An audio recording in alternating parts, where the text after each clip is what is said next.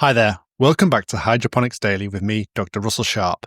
Now come with me on a journey to a dark, distant place, lit only by candlelight. Can you hear those plants growing in the dark? Yes, we're in the Rhubarb Triangle. What the hell is the Rhubarb Triangle? Well, it's the place where 90% of all forced rhubarb is grown, and it's in Yorkshire, in northern England. And forced rhubarb is rhubarb that is grown in the dark to produce succulent, sweet stems. And today's subject of Hydroponics Daily is forced vegetables. And these are all vegetables that are grown normally in their first year, and then in their second year, before they sprout and regrow, they're taken into the dark and they etiolate. This means that they turn white or whitish. So the term forcing is not great because it also means to force a plant into flowering. So forcing is not great. The other word for this technique is also called blanching. And blanching is not great either because blanching also has a culinary meaning, to soften tissues by boiling them. So neither of them are great. Etiolation is the technical scientific term. And there are certain crops where this is used. So we've talked about rhubarb, and it's grown normally in a field, and then I think they're called corms. They're dug up, and then they're all jammed into a warehouse and given treatment to make them detect a winter period or a cold vernalization period. Then warmed up. Everything's dark. I think they use either green LEDs or candlelight. They used to use candlelight until very recently, anyway.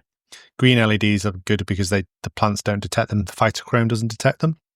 And then they produce these pinkish to white stems, which are much more succulent and sweeter than normal rhubarb. Normal rhubarb's great.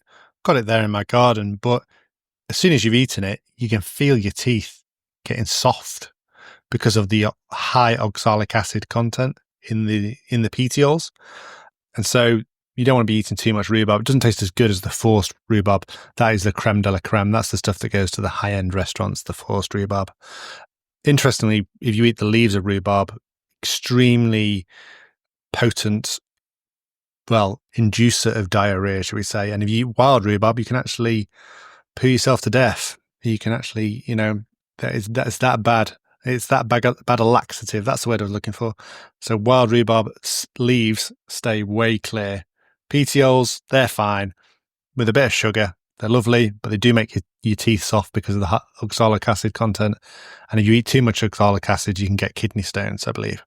But I'm not an expert in human biology, so I don't know. So rhubarb, nobody's growing hydroponic rhubarb. It's just too big a plant, I think, to be grown hydroponically. The size of the hydroponic unit you would need would be just too massive.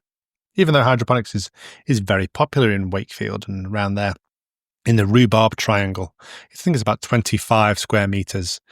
No idea what that is in square miles. The next crop that's grown in a forced way is asparagus. So again, it's a perennial plant, and then they cover it or dig it up and dig the corms up and then force them to produce those white sprouted asparagus, which could sell for a lot more than the normal green stalked asparagus.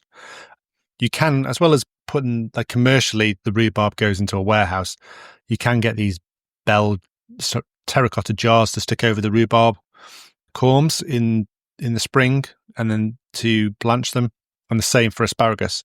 However, those terracotta bell jars are ridiculously expensive.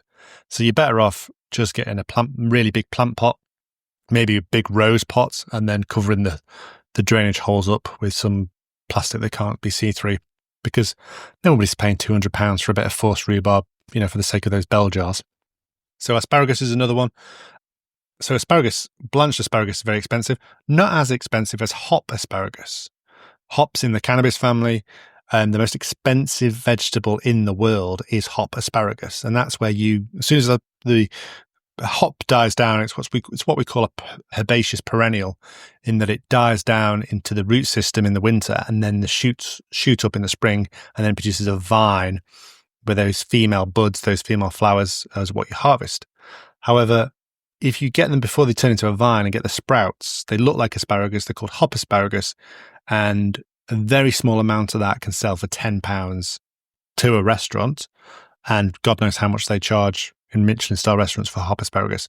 And the reason it's so expensive is because you only get a certain amount per hop field, and then that really cuts back and severely impacts the ability for that hop plant to then produce hops that can be used for beer. So you are sacrificing hops to make hop asparagus. So Jim, one of our customers who grows hops, he has tried it, he has sold a bit, but it's not a big thing. It's not a big crop. If you think you could grow hop asparagus hydroponically, there are people growing hops commercially, then hop asparagus would be good.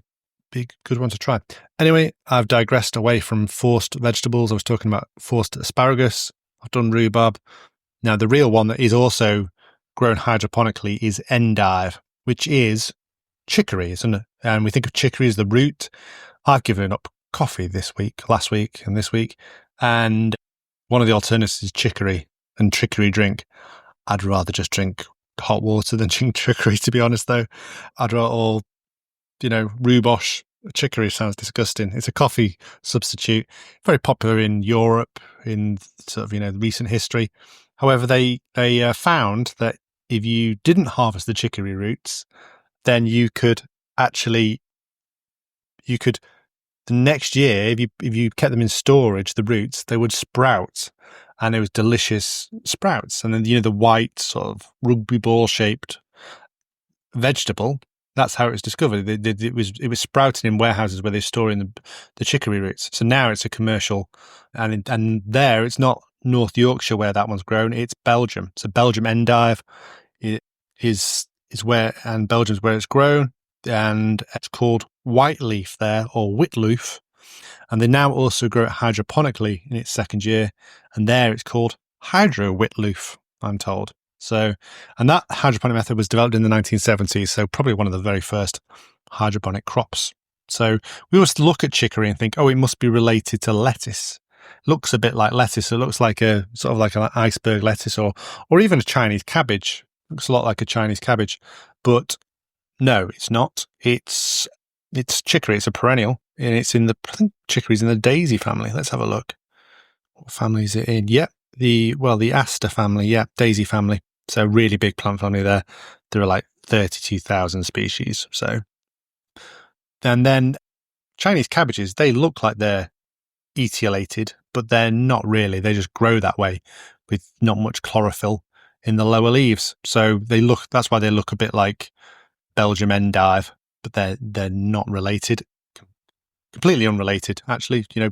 And more endive is more closely related to lettuce, but even then, it's a long shot because lettuce is not a perennial. And so, yeah, they're the main forced vegetables. If I've missed any forced vegetables, then please let me know. I'm more than happy to do an updated episode. And that's been it for Hydroponics Daily for today. Make sure you click follow so that you always get to hear this absolute rambling nonsense every single day on your phone. Thank you very much for listening. Goodbye.